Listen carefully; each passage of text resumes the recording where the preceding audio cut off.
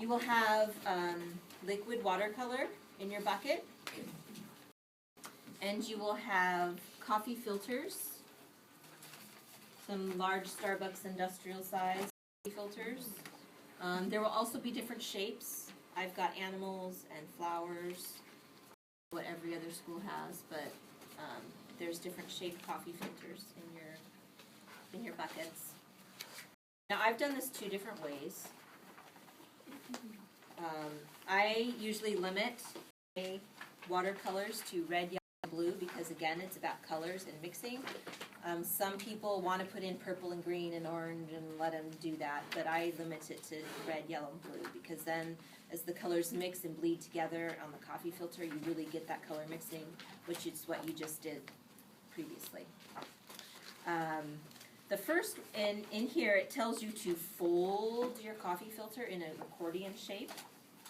So I have done it that way, and I have not done it that way.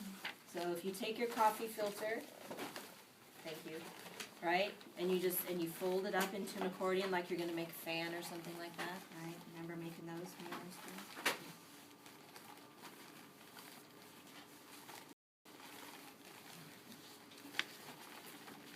Okay, folding it up. Okay, you accordion it up and then fold it in half. And this one tells you to have watercolor in a cup and to dip it in. I find it really messy because it gets really saturated and then it wicks up. So I've done it that way, and I have also done it differently. So that's one way to do it. And if you dip it in, it's going to get really soggy. And so you're going to have a lot of newspaper to really wick up that extra moisture. So this one, this is my my 5th grader. We folded it and then we dipped it. And you can see how the blue and the red mixed together to make a little bit of purple. So this was my dipping method.